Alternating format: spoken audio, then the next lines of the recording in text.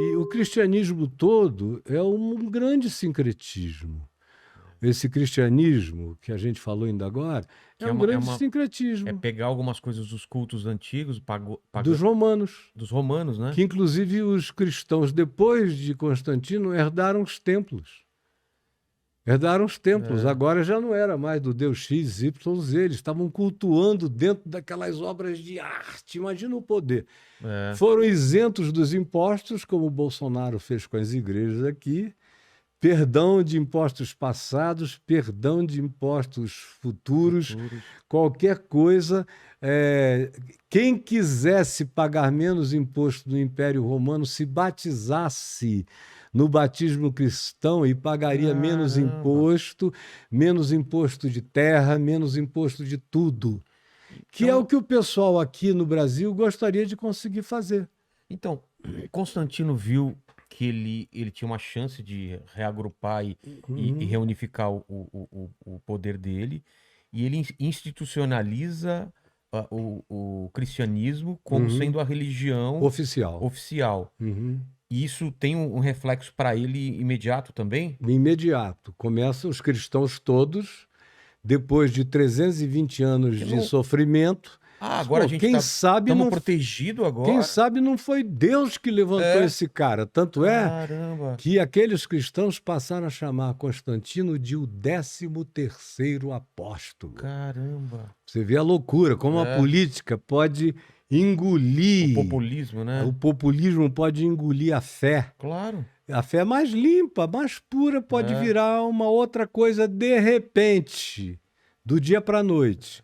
Mas voltando ao Velho Testamento, então Jesus foi a antítese do Velho Testamento. Certo. Paulo diz que Moisés é o representante do ministério da morte. Caramba, ele fala isso. Isso em 2 Coríntios 3. E que Jesus é a manifestação do ministério da vida. Paulo diz que a lei de Moisés, a obsessão de praticá-la só produz tara. Tara. Tara sexual, Ah, tara de todo tipo. tara no Obsessão. sentido de vício. Quanto mais proibido, mais compulsivo Ah, se tá. torna.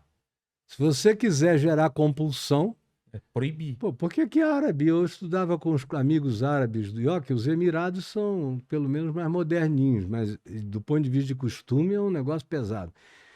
Quando eu fui estudar na Califórnia, nos anos 80, eu tinha uns 8 amigos árabes na minha classe. Estava no auge do verão, Califórnia, cara. Aí aquelas louras lindas, com aqueles peitões magníficos, É, tiravam as roupas, deitavam com aquelas mamas lindas para cima. enorme. É. E os árabes No- se agarrando em É. mim. Caio, você vem de Ipanema. Você vem de Copacabana, você não sente nada. Eu digo, não, cara, Não, tô acostumado. É até maior do que a gente. pelo amor de É. Deus, eu não sinto nada. Tem menos pano lá no Brasil. Tem menos. É. Inclusive na bunda não tem nada. É. Aí eles, não é possível. Aí saíam correndo, se escondiam. Isso é uma terra de tarados. Eu digo, não, tarados são É a vocês. cabeça. Não tem ninguém aqui olhando desse jeito. É. Por isso é que elas estão tão à vontade, porque não é um issue, não é uma questão aqui. É. Aí, Moisés só provocava esse tipo de coisa. Porque Não quanto pode, mais não pode. você tenta obedecer à lei da negação, mais antiteticamente negacionista você pode vir a se tornar numa eclosão psíquica mais adiante. Por isso que você vê quase todo filho desse pessoal doido, É. cristão doido, É. que eu vejo aí odeiam gay, odeiam transgênero, odeiam todo mundo está no inferno. A mão de Deus vai pesar sobre Cara, você. Ficou... para cada 3 filhos tem 2 gays, esses pastores. As meninas todas, gatinhas lindas, namorando outras gatinhas lindas. Aí a garotada diz, mas por que isso? Que desperdício? Eu digo, desperdício é o teu, cara. Porque você ficou tão babaca que hoje é mais negócio para uma mulher que cansou de babaca namorar uma menina. São casamentos muito mais longevos, muito mais pacificados, muito mais tranquilos. Vocês perderam. Eu não perdi porque eu nunca estive nessa. E estou aqui numa boa com uma mulher linda. Aos 64 anos dela, eu com 67. 67? Eu. E ela tem 64, parece que tem 50. Caramba. Uma gata linda, cheia de amor, cristã. Mas voltando.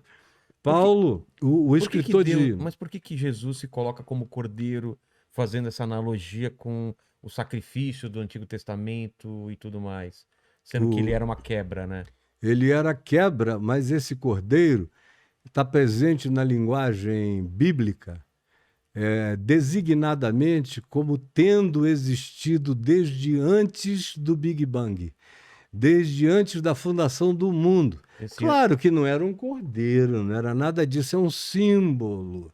Ou seja, o que se está dizendo quando Paulo fala isso, quando João fala isso no Apocalipse, quando Pedro fala isso, que ele o João Batista disse que ele era o Cordeiro de Deus que tira. é, E o tempo verbal que ele usa é tirou, tira e tirará. É quem tira sempre, quem arranca o pecado do mundo para sempre. para sempre. Não que ninguém esteja pecando, mas quem crê que ele tira, se pacifica. E todo aquele que se pacifica começa a entrar num estilo de vida infinitamente menos atormentado pela ambivalência humana. E eu sei disso porque eu experimento isso. Eu não sou um teórico disso, eu sou um prático disso. A minha vida inteira. Eu estou te falando o que é vida em mim. Tá. Então, o Novo Testamento diz isso, diz que era um processo, diz que teve os seus dias, mas olha as palavras que Paulo usa. Paulo diz que entrou em estado de esclerosamento. A lei de Moisés entrou em estado de esclerosamento. O autor da carta aos Hebreus diz que caiu em caducidade, caducou, entrou em estado alzheimico, não sabe mais concatenar nada com o mundo real e atual. Aí tem um monte de expressões assim. No entanto, João, Pedro, Paulo e João Batista, que aludem ao Cordeiro, porque Jesus nunca falou, eu sou o Cordeiro. Ah, ele nunca Não. falou? Ele só viveu como um cordeiro, Ah, eu achei que ensinando a viver como cordeiro. Sei. E foi à cruz como cordeiro, sem abrir a sua boca, cumprindo a profecia de Isaías 53. Aí, pois bem, eles dizem que o Cordeiro de Deus foi imolado antes da criação do mundo, o que quebra um paradigma do cristianismo. O que quer dizer isso? Pois é, quebra um paradigma do cristianismo constantiniano, dos credos, dos concílios para escreverem teologias que eu chamo de anatomias divinas. Os caras tentaram destroçar Deus, remontá-lo, frankensteinianizaram Deus nesses concílios. Mas esses apóstolos disseram, ele foi imolado antes da fundação do mundo. O que isso significa?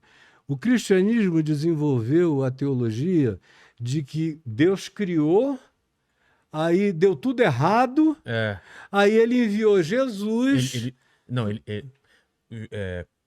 Ele tentou consertar. Ele consertar veio, com o foi dilúvio, com veio outras... consertando, consertando, não dava certo, sempre certo. estragava de novo. Aí vai. Aí tem a última cartada É foi Jesus. Jesus.